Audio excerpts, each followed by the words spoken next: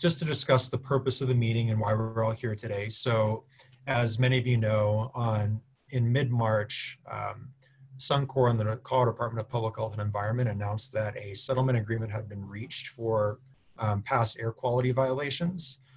It was announced that 2.6 million of that violation settlement would be going to potential local governments and nonprofits that are within a geographical area of the Suncor refinery. So that could be Commerce City, that could be Adams County, that could be Denver, that could also be any 501c3 designated nonprofit can potentially submit ideas to the state for projects that could potentially remediate some of the impacts from the refinery. So we'll be talking a little bit about that process, and why we're having this conversation tonight is to talk about potential ideas and ideas that the community has that could inform how the city responds to this bid. So to be clear, this money has not automatically been awarded or granted to Commerce City. Commerce City would have to apply for these funds. And from that point, there's going to be an evaluation committee that's formed by the state that ultimately determines how those funds are spent. And it sounds, and just one other quick item here, it looks like we are getting some questions in the chat. After this presentation is over, if you do have questions, there should be a raise hand function, and we'll individually promote folks on the Zoom call to answer any questions that you have. So once we get through this presentation, we'll begin the discussion. So we'll be answering general questions about the process, the city's role, and how feedback will be used and some potential next steps, and then discuss any sort of other environmental concerns and really have a robust discussion on project ideas and where you as a community think that the city collectively should go in its project submittals. So please note, we do want to say that tonight we are hoping to be as helpful in terms of answering any questions that you have that help you fill out the eventual form. So if you go to our Suncor SEP page, c3gov.com/SEP, which is listed in the first paragraph, there's a suggestion form where we're going to be taking all of the comments and ideas that folks have, and that's how we're going to be recording this information. So while we will be having a discussion tonight, I do want to make it clear that if you do mention ideas or topics in tonight's meeting, the best way for us to capture that is through the form. So if you do bring up some ideas that you really want to move forward with, please fill out the form that we have referenced here as well. And that's readily and easily accessible on the Suncor SEP website or the Commerce City SEP website. And there is a Spanish version of the form as well. So as I mentioned previously, on March 6th, Suncor reached a settlement agreement with CDPHE for past violations. 2.6 million of this is to be utilized for potential environmental projects. And any of the local government and nonprofit organizations that are considered an impacted community, so within proximity to the refinery, can potentially apply for those funds. That also applies for 501c3 nonprofits. The state is going to be releasing a request for applications sometime in September or October. I know that the state has been going through a separate engagement process, and they're at the point where they're ready to potentially propose, or with their stakeholder working groups, what this RFA would look like and get the feedback community, or the community's feedback. So within that, and actually I'm going to jump back here.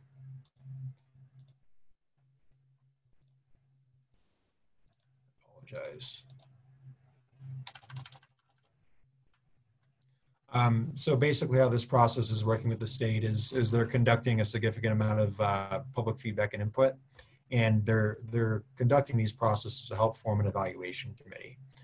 So ultimately the body that's going to be selecting which projects are funded are one member of Colorado Department of Public Health and Environment staff, one member from, or one representative from Suncor, and then an undetermined number of community representatives. So that could be residents of Commerce City, that could be residents of Elyria, Swansea, could be residents of unincorporated Adams County that'll be ultimately deciding which projects are funded.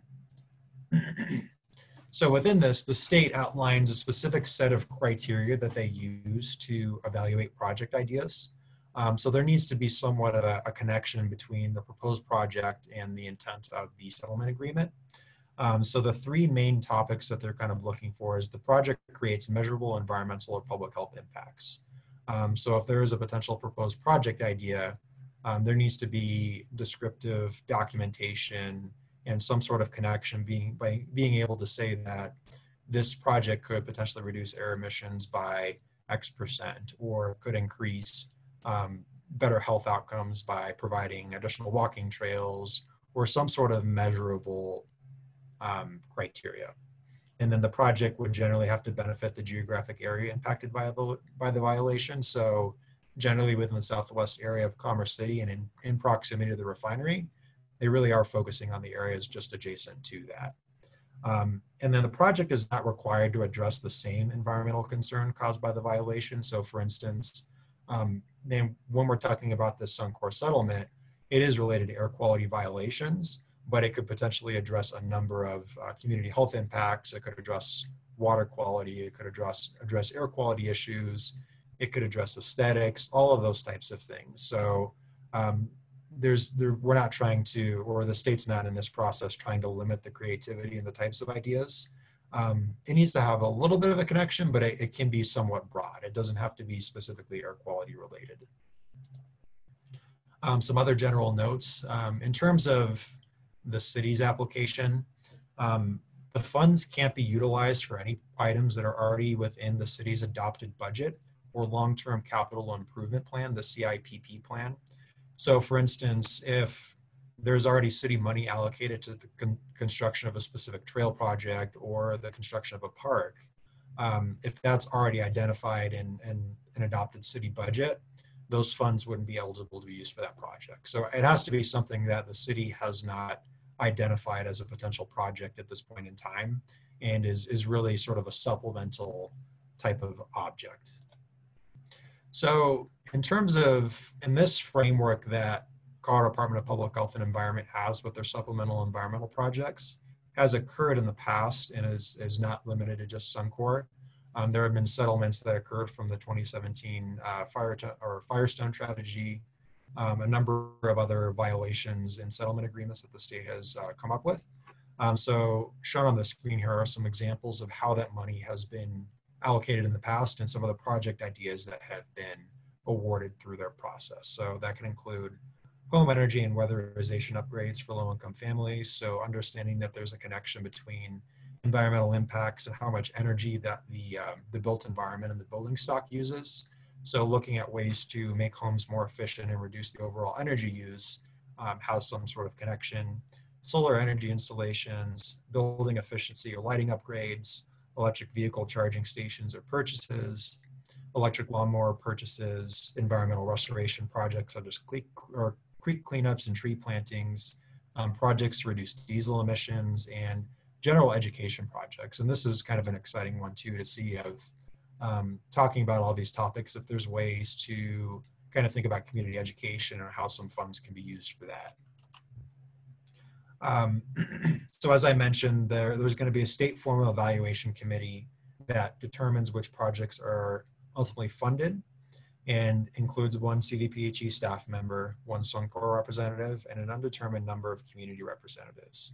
And CDPHE is currently in the process of going through their stakeholder engagement. So they're at the point where they have a draft of this formal request that they're going to be asking local governments and nonprofits, and they're going through their own engagement process to get feedback on that at the moment. So why is the city here and why are we having this meeting tonight? So what we're talking about tonight when we have this discussion is we want the residents of Commerce City to drive what our ultimate submission is to the state. So we want to have and facilitate a conversation and to receive feedback from folks in the form of the online survey submission form to kind of voice what ideas and what creative ideas and projects that could potentially, these funds could potentially be used for. And then the priorities we hear from the public and the ideas that represented the greatest community need will help guide the city's submissions or submission to the state. So by demonstrating community needs and benefits of these projects, the city's proposal may have a better chance of being selected by the state committee. So when we come forward as a city, we want to be able to demonstrate through community outreach and engagement that there's some common themes and items that a lot of folks agree on. So if it's overwhelming that air quality is the #1 priority that the community wants to see improvements on, that would be what the city's submission is. If it's overwhelmingly water quality related issues, that's where the city would go.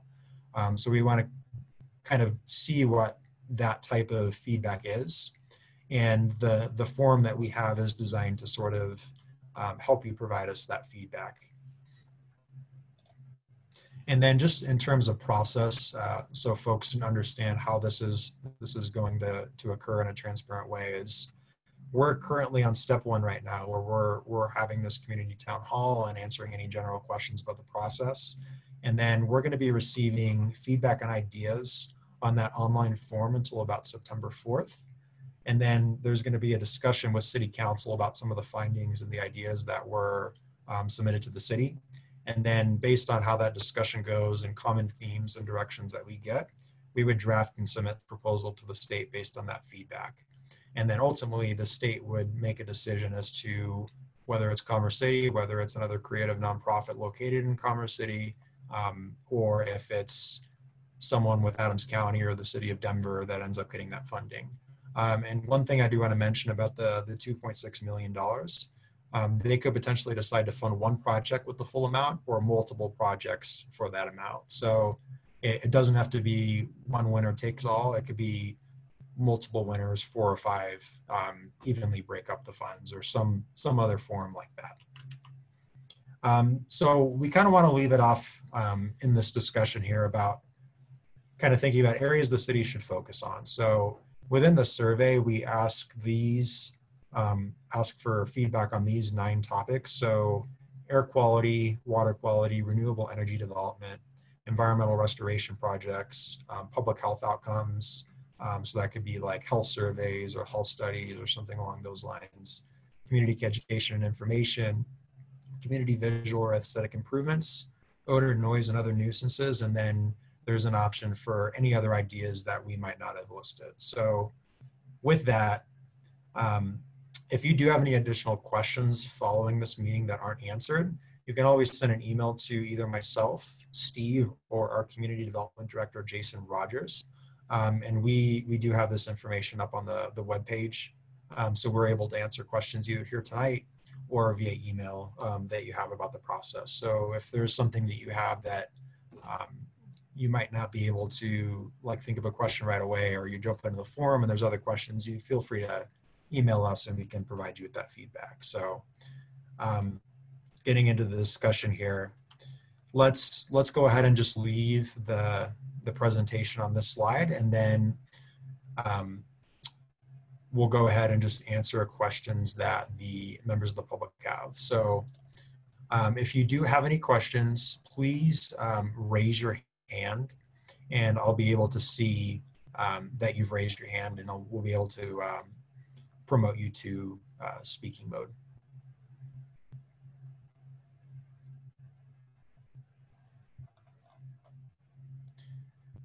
So it looks like Bob Laguerre, I'm going to go ahead and authorize you to talk here, and let me know if you're able to get on.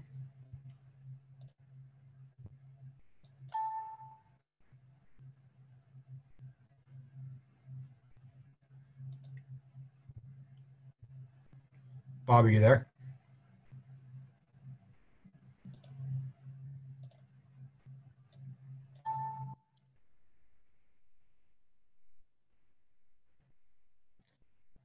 So I'm not sure if we can hear Bob at the moment, but I'm going to go ahead and promote the next speaker here.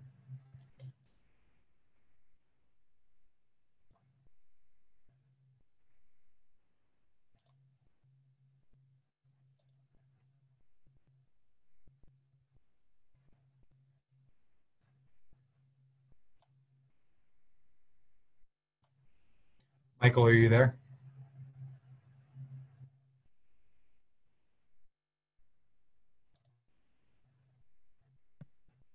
Hello, Domenico, can you hear me?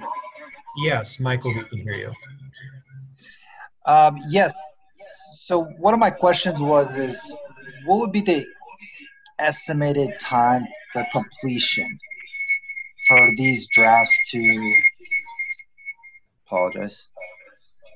I think it's because I have my phone with me. Yeah, what is the estimated time that we will have a proposal from the city so that we can see reviews for the city of Commerce City and people here in Denver that are interested in the top three things that you might choose from air quality to maybe beautification of the city. Um, so could you kind of elaborate a little bit about that? Yes, absolutely. So the way that that process would work, and I'll go back to this process slide. So we're going to be having a meeting with City Council on September 14th, which is during a normal study session. At that presentation, we're going to be demonstrating kind of the results of all the community feedback that we got through the form. So we're going to say that we got these, and we've already received 12 submittals for project ideas on the website. So we're going to say that we ended up getting X amount of project ideas. These were sort of the common themes. These were potential projects that are actually, or that could potentially be viable, and then get council's feedback on that. And it really depends at the moment because we're not exactly sure when the state is going to release their RFA. So it's a request for applications. So it'll be it's a pretty formal response process where the city will have to demonstrate the type of project and how it'll be used and all of that kind of stuff. And then I believe we will post something on the Suncor SEP page. And then for folks that have been engaged in this process, and I think we'll do some sort of news blast to kind of talk about what that project ended up being that the city submitted. The state, within the agreement that they have with Suncor for the violation, the committee is required to select a project for funding by December 31st. So by the beginning of next year, we'll, number one, know if the city's project idea was selected, and or number two, which one was and what's moving forward. Perfect. Thank you.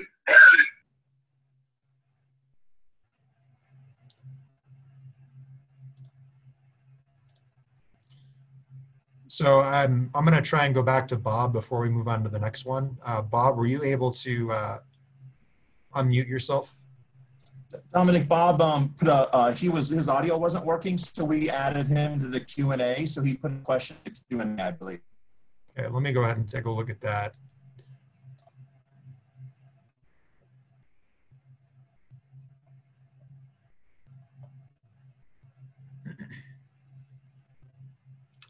So his question was, how would education programs or environmental restoration projects be measured? You indicate that all chosen projects must be measurable. So for like an environmental restoration project, and this can be a little bit flexible, it doesn't need to be an exact science, but being able to say that there's some sort of identified contamination or some sort of goal that's obtained through the environmental restoration. So basically stating what the project intent is, how many acres would potentially be restored, and what some of those outcomes are.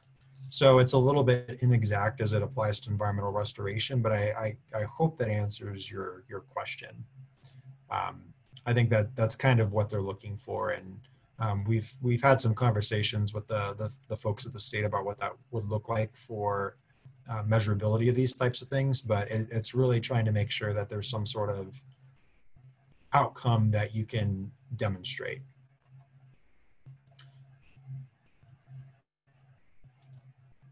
So we're going to go ahead and promote the next speaker.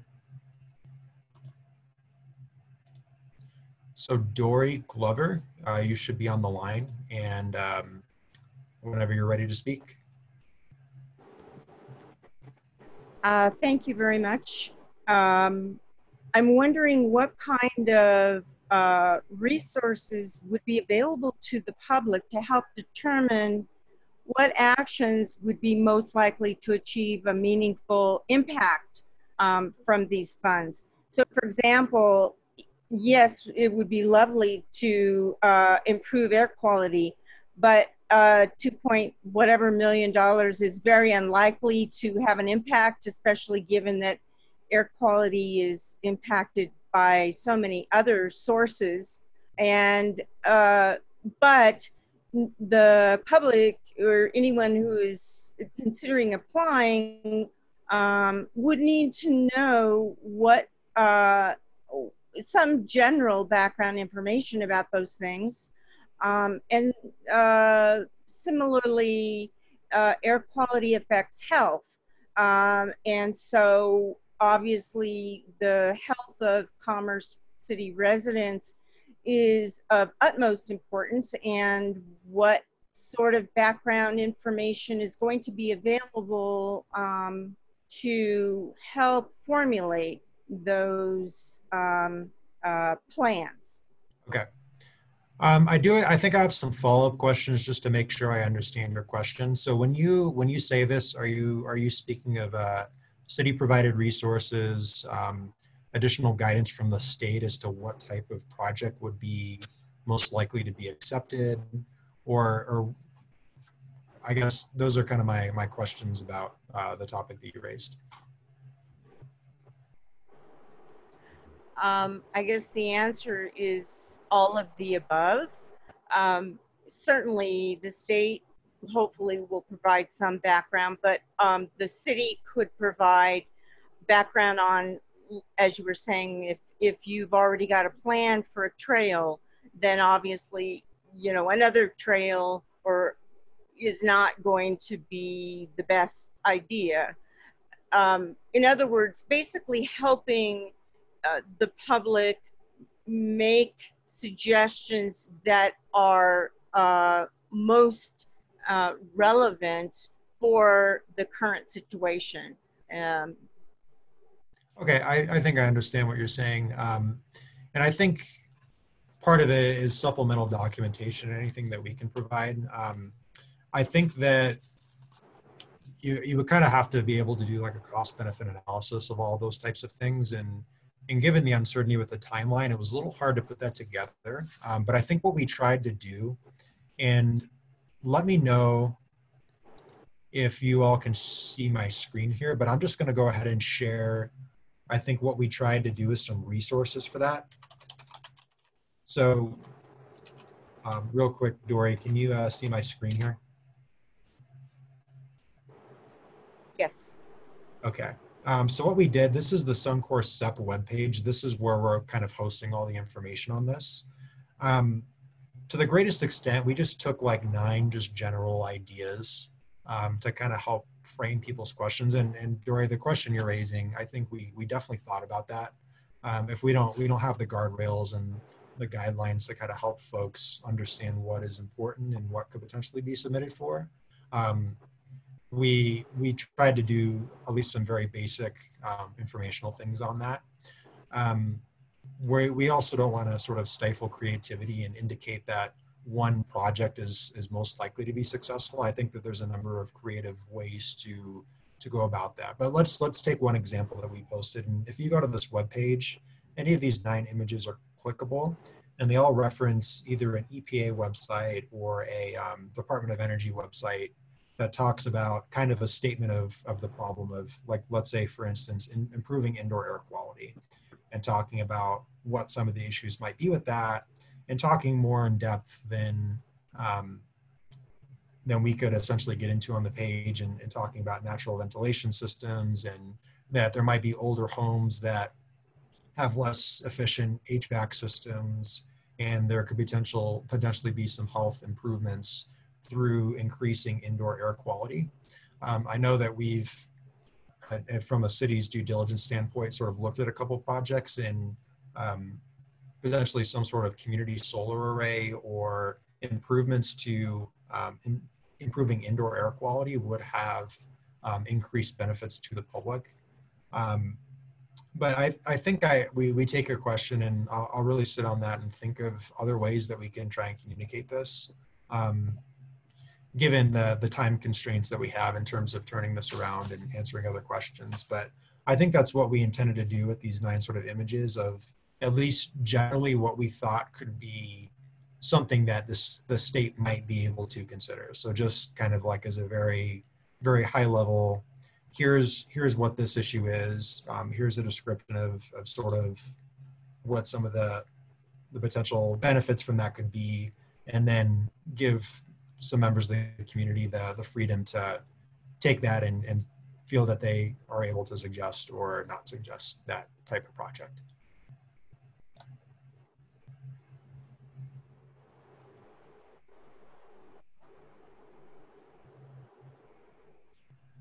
Thank you. Of course. So we're going to go next here. We have Beth Nobles.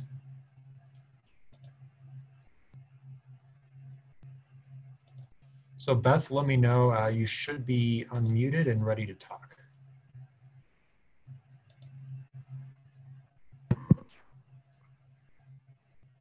Has the state issued any guidelines or required start or ending dates for the projects? They have not, in terms of like when a project would need to start construction or need to get moving. I think you're typically in those submissions would need to demonstrate like what your expected time frame is, anywhere between a 6-month to 24-month implementation period. But the state hasn't even provided guidelines on like when they haven't actually submitted the formal RFA yet. So what they're going to do is they're doing their separate stakeholder engagement process right now, and they'll release this formal RFA to the public that will probably detail more of these items in depth. So that has yet to occur. Thank you. Mm-hmm.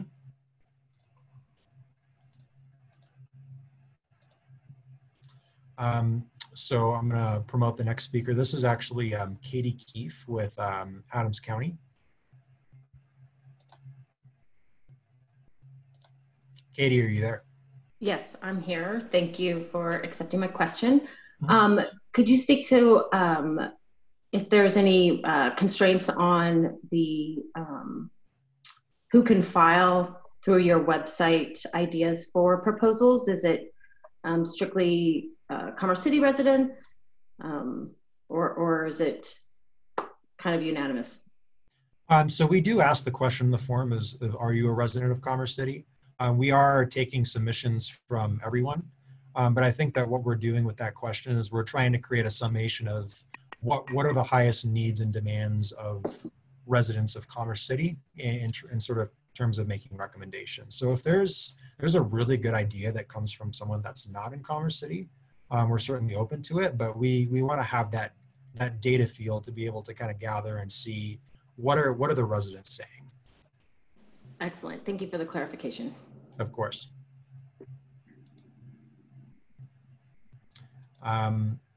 Next person up, we have Cheryl. Cheryl, are you there? Hi. Yes, thank you, Dominique. Hi, Steve. This is Cheryl Steinberg with CDBG program here at the city. And I have a couple of questions. One is, when we put in the applications or propose ideas, can we partner with nonprofits as a city? So can, for example, I currently am funding through the CDBG program Groundwork Denver. It's a youth employment program that does community projects that are environmentally focused. So if we wanted to expand that project for next year, let's say, could we partner with a nonprofit like Groundwork and utilize these funds because we can document need to grow the project? Cheryl, yeah, I'll answer. I think that's a two-part response. I think the first one is absolutely the city could partner with nonprofits and even other local governments. So that was actually encouraged, and it sounds like when they do their selections, if there's allocated resource that multiple nonprofits and public-private partnerships can leverage to make these projects work, I think that was actually recommended as a strategy by CDPHE. On the other hand, one of the criteria is that if there's already money allocated within the city's budget for such a project, and Cheryl, I'm familiar with Groundworks Denver, and they do some really good work, but I don't know if I'm familiar with the exact project you were mentioning. But for instance, we receive federal dollars for CDBG, and we already have that allocated as part of our budget. I don't think that we would be able to take the SEP funds and use them where we already had like CDBG funding. So I think to that extent it's limited, but if there's other creative partnerships out of something that doesn't already have a line item in the budget or the CIPP, it could be potentially used. Okay, and let me give you two specific examples. With Groundwork Denver, this year we're funding the youth employment program for summer projects. They had originally applied for year-round project work, but we could only fund for the summer. So this would be a good example of continuing to partner with them, and they would expand the project to go year-round. So we're not replacing what we said we'd spend on the project, we're adding to it. Okay. Cheryl, and I have your contact information. I'm not entirely sure the answer to that at the moment. Okay. I think we'll have to follow up with the state representative to see what's possible there. Okay, thank you. Of course. Dominic, we do have, looks like a fair number of the Q&A if we want to answer some of those in English and Spanish. Yes, I'm going to go ahead and do that because I don't have any more folks that have raised their hand in the chat, or I'm sorry, anyone that raised their hand in terms of participants. So I'm going to look here and see some of these questions in the chat.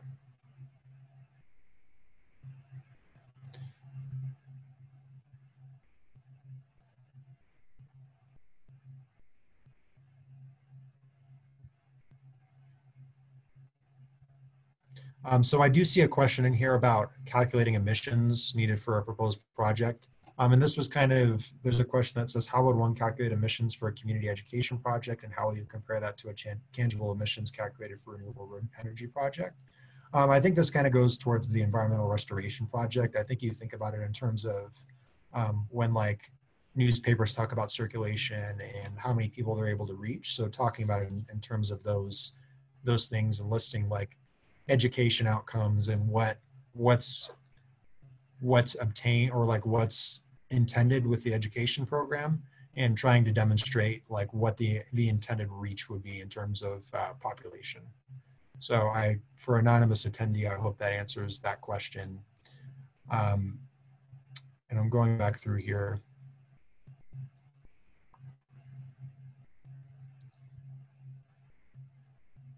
Someone asked what the roles of Commerce City, Adams County, Denver, CDPHE, and Suncor are. So I'm going to try and break that down as well. And I'm going to go to some of the slides that talked about this a little bit more in depth.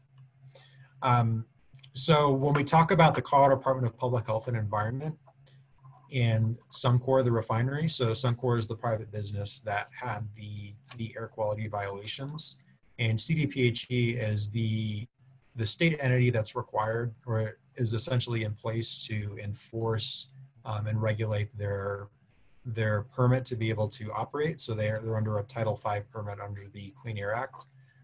So CDPHE essentially said that there were violations, and they came to a settlement agreement to provide funding. So the funding is coming from Suncor, and Commerce City, Adams County, Denver, any other local government, or any nonprofit is essentially a potential recipient of the funds, but they need to apply for the funding through the Suncor, through this SEP process that we described.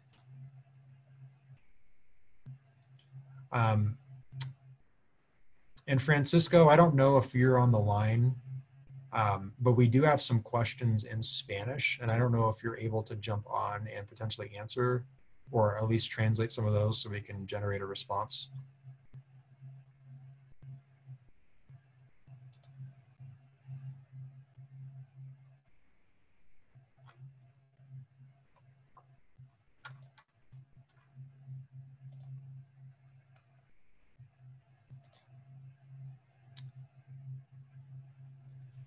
Hello? Francisco? Yes, Dominic, this is Nora, the other interpreter. Hello. How are you? We're trying to get access to the questions. We're not able to see the questions right now. Okay. I can go ahead and send Francisco an email offline here with the text from some of those questions. Thank you. So we'll go ahead and do that.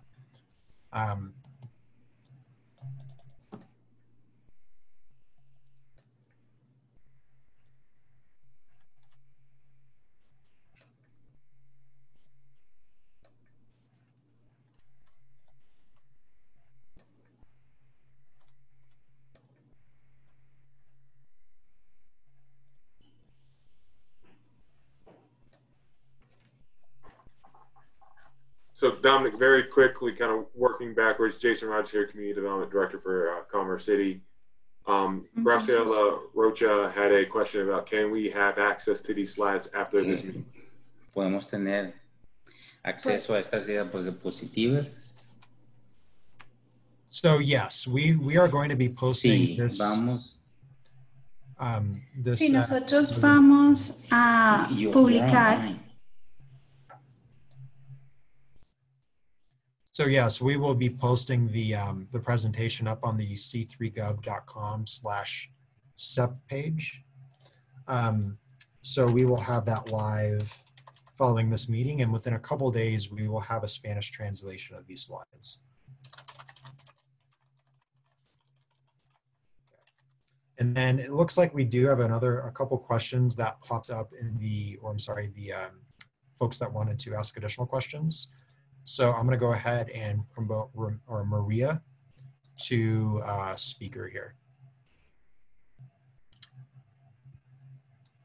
Maria, we're ready whenever you are. Sí, buenas tardes. ¿Me escuchan? Yes. Good afternoon. Can you hear me? Sí. Bueno, mi pregunta es para ustedes. Es cuando hablan de calidad del aire, ¿a qué se refieren? Ya que el día durante el año que salgo a caminar, a veces que no puedo ni salir porque los gases están persistentes en el área. ¿Pero a qué se refieren? What do you mean by that? Because there are sometimes when I go out walking and the gases, they are persistent and it's hard to even breathe. So what do you mean by, air quality? Francisco, if you could reiterate that question. Sure. So Maria's question is the following. What do you mean by air quality? Because there are some times when I go out to walk and it's hard to even breathe because of the gases that are persistent in the air. So what do you mean by air quality? So when we mean air quality, we're talking about potential projects that could, as we talk about some of those pollutants that exist in the air, potentially reduce some of those measurable pollutants. So for instance, when we talk about that, there's what we call PM 2.5, which is particulate matter that comes from vehicle emissions, it comes from dust, a number of different things. So there's a number of pollutants, ozone, or any number of measurable air quality impacts that there could be a proposed project that aims to reduce those. So for example, one way that you could do that is through additional tree plantings or other sort of carbon capture projects where you you provide additional green infrastructure or tree plantings that help reduce those toxins. There's also projects like carbon sequestration where you actually take generated carbon and sort of remove it from the atmosphere. There's a number of different projects that go down that route. But it really could be anything that, I guess, aims to try and reduce the number of toxins that are in the air. And I'm not sure if that answers your question.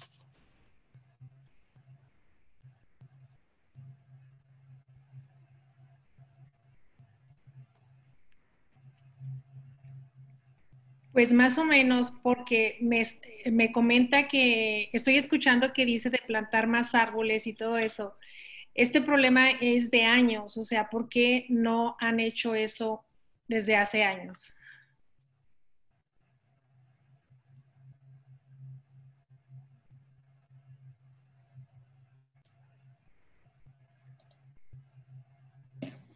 Yes, so sort of. It sort of answers the question because you're talking about tree planting, and we're talking about an issue that has been going on for years. Why has something like that hasn't been done before? So I'm not sure if I have a specific question to that. I know that as we go through this process, there has been this opportunity to potentially apply for funding to try and address some of those issues. And there could be additional work done in the future outside of SEP to potentially move forward from this point and try and reduce those impacts. So we do acknowledge that there may be air quality issues surrounding the kind of the core area of Commerce City. And through the city's department, we're potentially looking at ways to try and reduce those impacts. And I would say that's pretty representative of where the city's attempting to move forward. So I personally can't speak to why this may not have been addressed in the past, but I can certainly speak to what potential ways there might be to remediate this moving forward in the future.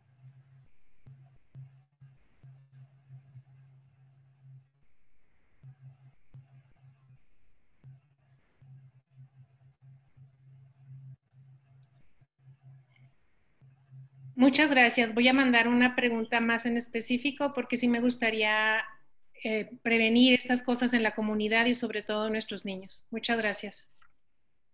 Gracias.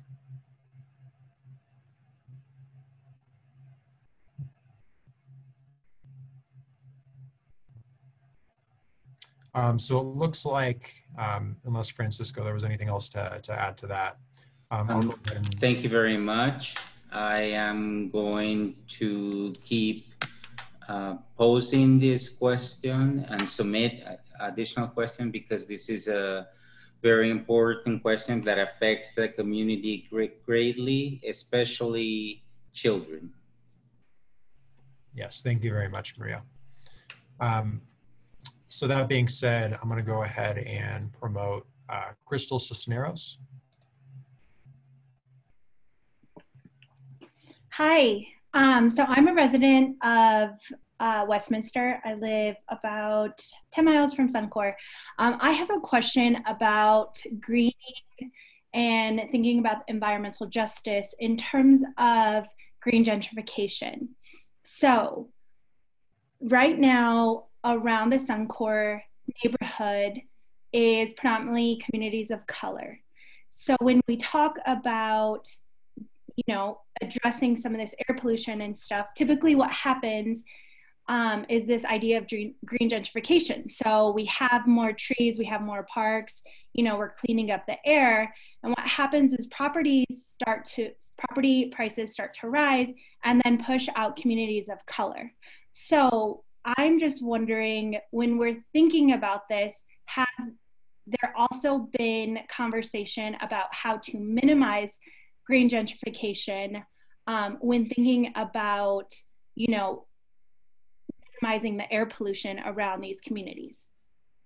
You know, Crystal, you raise a really good point. And it's something that we've thought about, and it's really hard to sort of potentially come up with implementation strategies to try and reduce that. And I would say generally around the country, gentrification is a huge problem.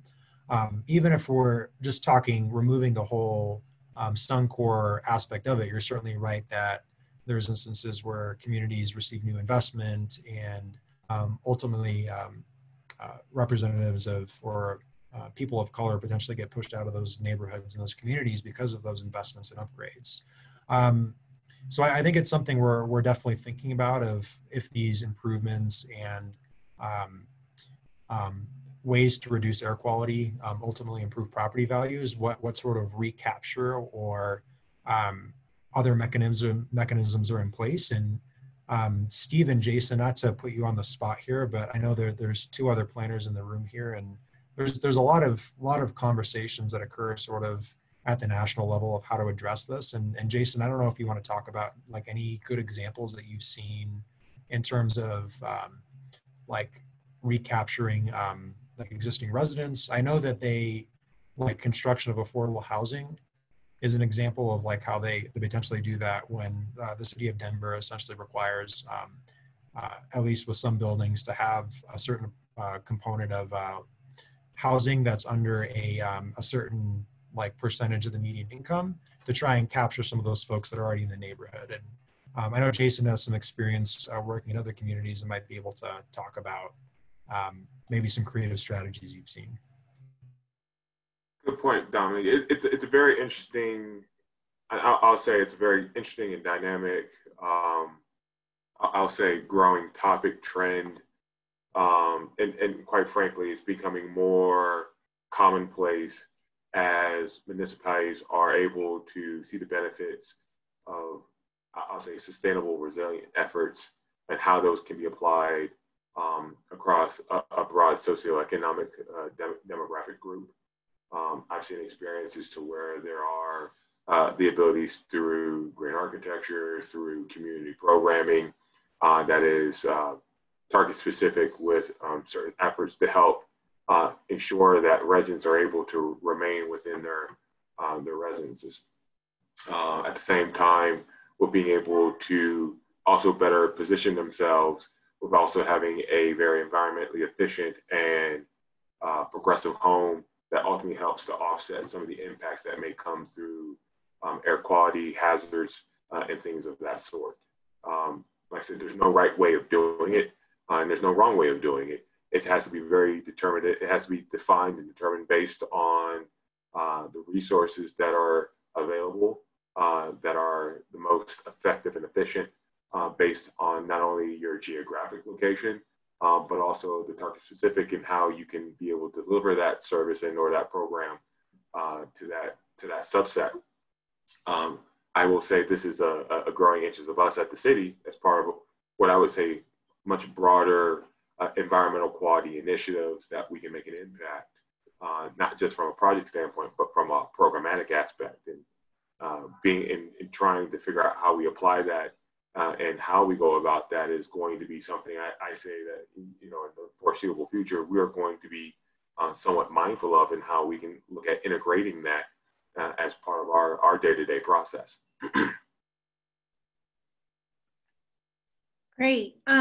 I am a current doctoral candidate at UC Denver, and so I study environmental racism, environmental justice, and green gentrification. So I would love to just kind of, you know, be updated on when those planning meetings are to see, you know, what stakeholders are at the table when thinking about all the kind of green space and recommendations that are happening to ensure that green gentrification, it's inevitable. There has not been a case in the United States that hasn't experienced green gentrification. So yeah, just really wanting to also, for anyone else who's on this call, to understand that when these types of projects happen, you know, you have to be strategic of the outcome and know that it could potentially, although benefit, but also be detrimental to your community.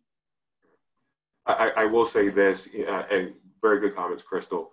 You know, I don't want, you know, for a missed chance and opportunity. You know, we are in the process of trying to undertake our comprehensive planning update for the city, which is looking at obviously the very long-term future, right, roadmap across a number of different, I would say, disciplines and quite frankly, important priorities for the city, from land use, transportation, but ultimately as well, sustainability and resiliency. And I know we use that word quite liberally for a lot of things, but what can come underneath of that are obviously great ideas that can lead to green, processes towards green gentrification and or green architecture and or other methods and measures as well. So, that will be an opportunity for you all to continue to weigh in and provide commentation there as well, kind of helping to guide and provide input and insight as we start to look at the long-term improvement for and obviously enhancement of the city as we go forward as well. Awesome, thank you. Those are all the comments that I have and questions. All right, thank you, Crystal.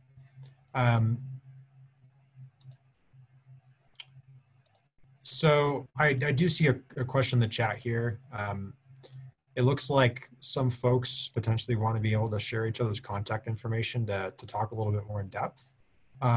We'll follow up and we have our IT support. I don't know if we have the capability to do that, but if we do, if there's any folks that want to send either of us a direct email saying that they wish to potentially exchange contact information with some folks that were on this call, I think we'll do our best to try and arrange that. So Graciela Roca, I'm going to go ahead and promote you to speaker. Hi, this is Graciela Rocha. I am a resident of Commerce City, grew up here, and I also own a business in Commerce City, right on 72nd and Highway 2. And I also work for a nonprofit, Good Business Colorado. My question is for the city, is there any projects currently or in the near future that address the water quality and the drinkable issue that we have here in Commerce City? So I don't have the specifics, and I know that members of our public works, and we have an entire CIPP, so it's our capital improvement and preservation plan, which outlines like major public works projects over the next 5 years that will cover a number of those improvements. I know that South Adams County Water and Sanitation District, which is the water district for this area, is in the process of constructing a water softening facility, which should eventually be completed. And I don't know how soon it will be, but it is looking like it is relatively close to completion. That will potentially reduce some potential contaminants from the water sources. So that is a very significant and very major project that's going on at the moment. And Jason, if there's anything else that you are aware of to kind of add to that, feel free. Thanks, Dominic. To Dominic's point, South Adams County Water and Sand is undergoing a water softening project. I do believe they anticipate that project should come full circle, will be completed early next year. So once again, I would say it's going to be occurring in the foreseeable future. I would offer that we can connect you, Ms. Roca, with Jim Jones, who is with South Adams County Water and Sand, and would be more than willing to take your comments, your questions with respect to upcoming water quality projects, both with potable irrigation, things of that nature, given that they are the purveyor and utility coordinator for obviously Commerce City, for parts of Commerce City. So to that, we'll have Dominic follow up with some contact information for you, so that if you would like to reach out to Mr. Jim Jones, that way he'll be able to answer any more specific questions that you may have in that matter. That would be great. I'm looking forward to that information. And then I had one more question in regards Suncor, and I suppose it could be helped with the residents of Commerce City and the health concerns and issues that we've all lived with because of the pollution and everything that we deal with by living in Commerce City, growing up in it, and just being exposed to it for most of our lives, some of us our whole lives. Is there any community organizing or city organizing that's advocating for them? And my concern is, we know that there's like 10% of Commerce City residents are uninsured, and they don't have access to, or like they can't afford their medical fees and visits. But we know that they do suffer from this stuff because of, well, other stuff, but also because of all the pollution, all the stuff that we deal with here in Commerce City. Is anybody addressing that? Is there anyone working on getting the residents, like making that healthcare accessible for them, or getting the health issue and concerns addressed and helping them figure that out? So thank you for that additional comment. I would say at this point in time, I don't have direct knowledge, but obviously as it relates to social service matters in relation to health and things of that nature, that typically has fallen outside of the governance of the city. Now, that being said, we'll still take these comments back. We'll still share these with our city manager and our executive management, and allow for them to provide input and feedback as well, Ms. Roca. But I would say I don't have direct hand knowledge on it, but typically when it's come to social service matters, such as health and or other factors, that's kind of fallen out of the governance of our purview as a city. But once again, we've heard you, and I would like to pass your comments on to our city manager and allow for that navigation to occur, if not internally, but ultimately with external interested parties and of the such. Could this be addressed in regards to this federal money that the projects and those ideas that you guys were talking about earlier? Because I understand that it's like it could be seen as a social issue, but if you really think of the health, and I was at the Capitol when a lot of the residents were presenting their testimony, and they brought in their medical evidence of the things that they were dealing with, the things that their children deal with. So yes, I get that it's a social matter, but is it just a social matter? You know, when it could be a consequence of these kids growing up, of us growing up in the city that's constantly in a state of pollution, of the consequences that brings to our lives. So it's like, again, to my question, like, can this funding, or can a nonprofit or a leader or the city ask for this money to be allocated to address something like that? What that looks like, I'm not sure, but so could it, or? So kind of to answer that question, I think when we talk about the SEP process, I think what you're referencing, it's a question I think that we'll need to follow up with and see. I'll say generally though, when we talk about the project submissions and ideas, and as Jason alluded, we're looking at sort of like long-term environmental impacts and improvements. I'm sorry, not environmental impacts, but environmental initiatives that the city can undertake to try and address many of the things that you were mentioning. So another item to kind of state here too is if you submit a SEP project idea and ultimately the city doesn't get funding for it, we're still collecting that information, and we're taking that in as things that we can start exploring a little bit more in depth. And I think you certainly raised some really good points. And I think one thing to understand is Jason and I are within the community development department. So we focus on kind of the built environment, like buildings and roads and how the city's laid out and how it functions in that way. So some of the more social service components that you were talking about doesn't directly fall to us. But I think as an intake, certainly if you want to fill out the form and raise a lot of these things, I think I'm personally curious to see what potential avenues there might be to follow up on some of those things. I don't know if I have an exact answer right now of how that happens, but we certainly can commit to taking your inquiry and exploring it further.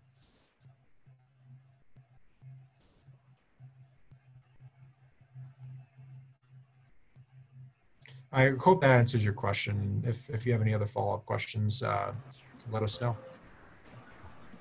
If you guys could connect me with that social contact, that would be great. I'll also do my research on the city website, see if I can figure out what organizations or who's addressing this.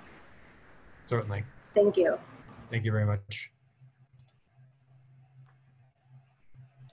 It looks like we do have one more question in the chat here. I'm sorry, in the participant list. So I'm going to go ahead and promote Justin to be able to talk. Justin, are you with us? Yeah, hey, how's it going? Yeah, I'm Justin. I'm with the Denver DSA, specifically the Eco-Socialism Committee. And my concern is that most of the, I guess, categories of projects seem to fall under the remediation side of things. But my concern is that they really don't do anything to stop Suncor from continuing to pollute Commerce City and continuing to pollute all of Denver and Colorado's air. So what potential is there for this money to be used to actually like move away from Suncor being a fixture of the city and a fixture of the area to, for example, provide job training for people that, you know, work at the plant to enter into greener jobs. Just an example, just wondering what that potential is, or if it's solely, the money is solely meant for remediation projects. Justin, I think kind of to answer your initial question, job training, I'm not sure. It's certainly an interesting proposition to kind of explore, and I think we would need to follow up with state representatives, or I'm sorry, the folks at CDPHE as to if the funds potentially could be used in that way. I think that when we talk about the goals of relating to the Suncor SEP process in terms of reducing air emissions and thinking about like water quality improvements, if you have like job training and actual like individual education skills that you can build on that, and obviously and indirectly that obviously affects air emissions if you have more folks that are trained to be able to work on solar panels or work in the green economy, that could potentially go that way and meet that requirement. It's not a question we've raised specifically, but I think you do raise a really good point.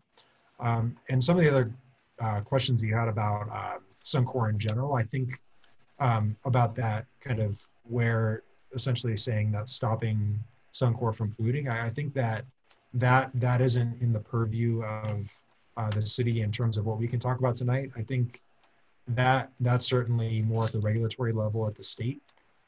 So there's additional conversations that the state would most likely be looking at in that regard, and it's not really within Commerce City's ability through this process to address. And Dominic, correct me if I'm wrong. I know that obviously when dealing with air quality monitoring, right, it's usually in response to remediate issues and or to, like I said, respond to impacts and concerns.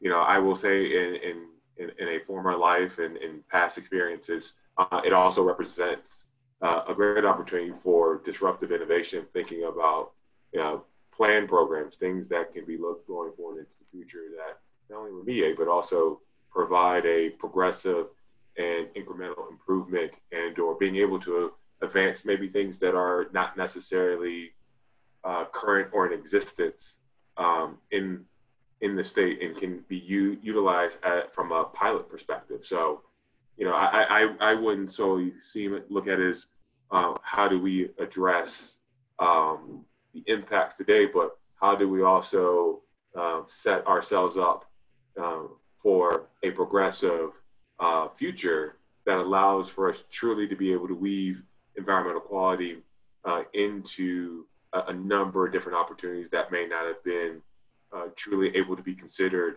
until now with this opportunity being before us. So I like to think it is broad reaching with how we can apply it and how we can think about it. It's just, what are those ideas that we know allow for those tangible actions and outcomes to be brought forward? Yeah, I think that is one of the criteria they listed as tangible outcomes and measurable.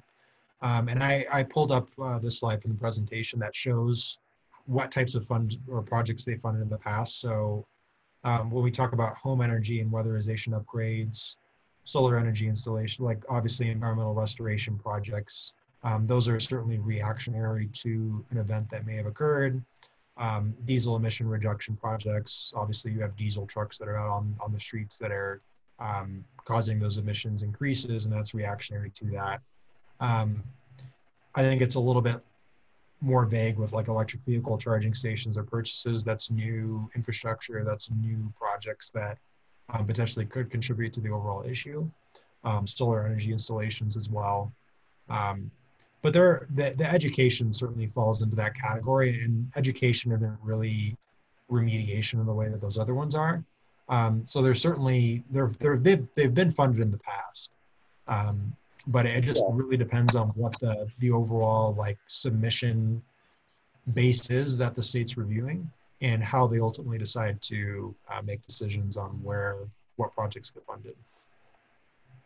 Thank you. Yeah, I appreciate you speaking to that example, but I guess I brought it up as more of an example rather than like that was like a proposal that I would put forth. More I was asking like, is the money I think should be spent in a way that directly negatively impacts Suncor. They are the ones who have caused the pollution. All those examples that you just listed, while I know they're from other projects, they're not what Suncor has done to the air and to the water around Commerce City. So I guess I'm just putting that voice out there that there are people that would like this money spent in a way that negatively impacts Suncor's ability to do business in Commerce City and in Colorado. All right. Thank you, Justin. Yes. So it looks like we still have about 27 participants on the line. Does anyone have any additional questions or would like to raise their hand? I know we're at 7:13 and we do have about 15 more minutes to answer any questions or any other items that folks have.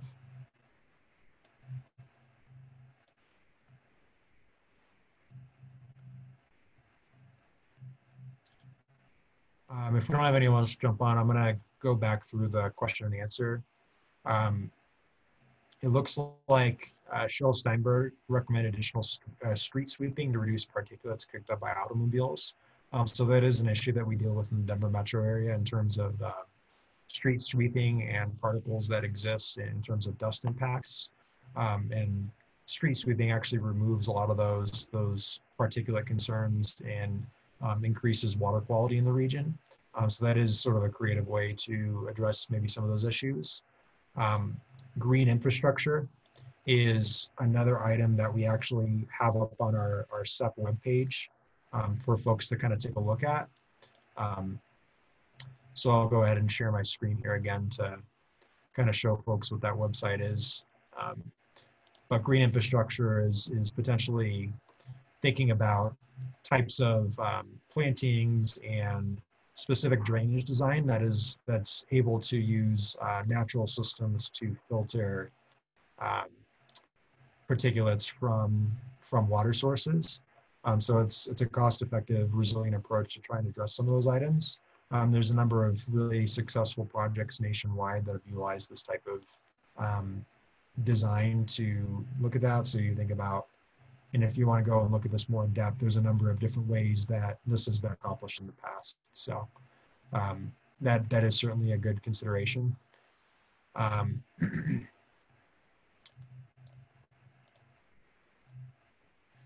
So kind of as a conclusion, it doesn't look like we have any additional questions.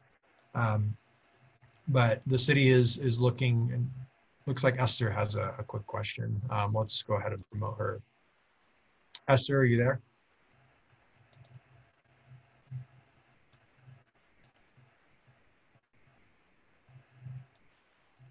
Esther, you may be, looks like you're muted. Yeah, it looks like you're on mute.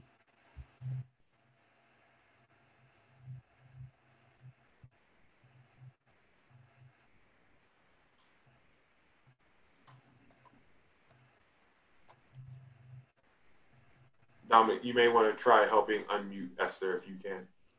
I have, but it doesn't look like it's working. Esther, if you are still on the chat, if you want to actually type in your question, we can answer it that way as well. Now, can you hear me? Yes, we can. Oh, thank you.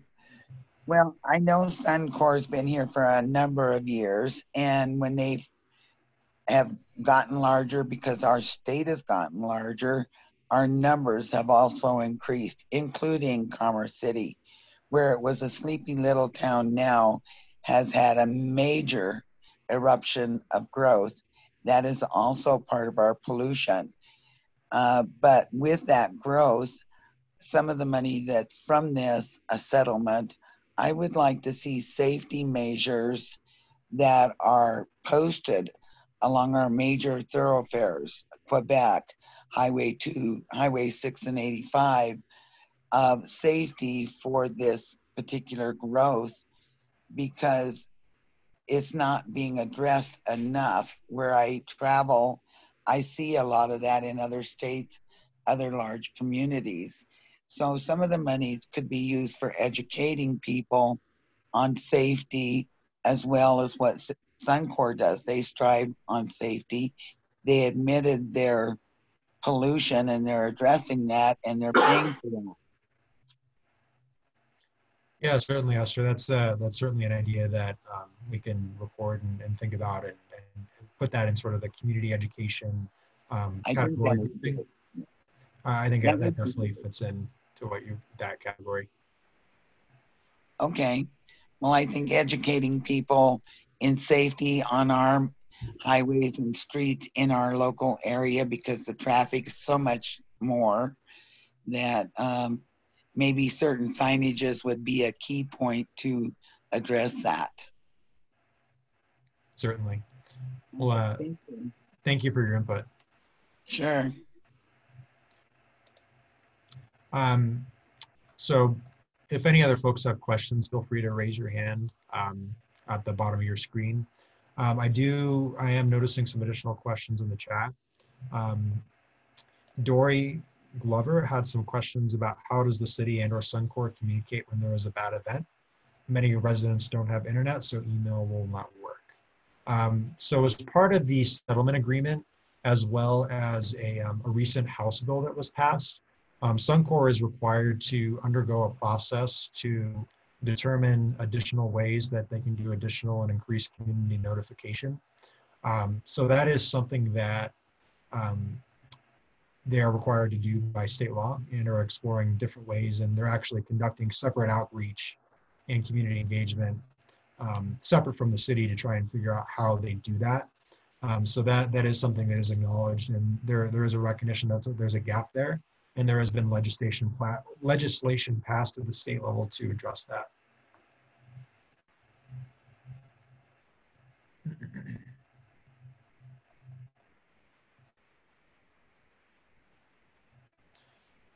So with that being said, I again don't see any other questions, but if someone else pops up in the chat or raises their hand as we're talking here, we'll feel free to answer that question. But again, the city is looking to try and come up with a representative project from all the residents in terms of how these funds can be potentially used. Again, if you go to our website, and I'm going to go ahead and share my screen here one more time to show this page.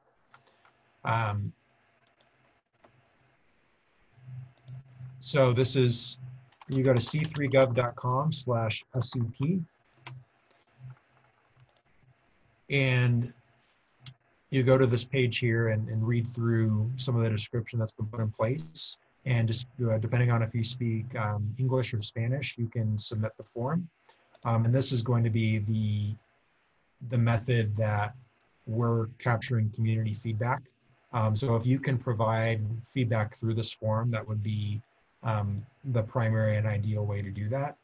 And then we'll be going through a number of processes in terms of evaluation and discussion with City Council to help form what our overall project submission is.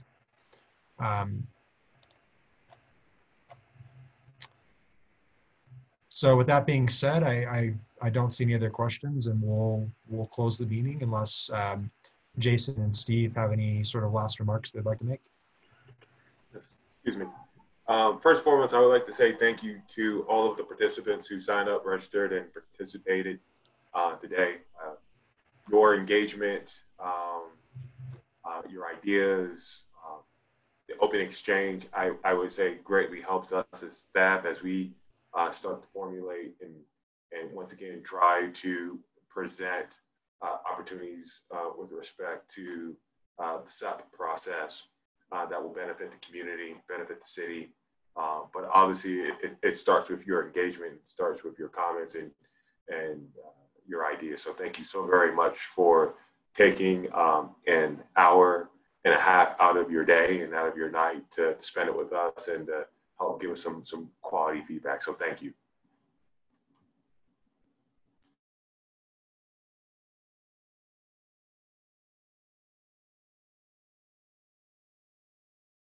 You're muted, Dominic. All right, just saying thank you very much, and we look forward to hearing your responses. And this will conclude the meeting. Thank you very much.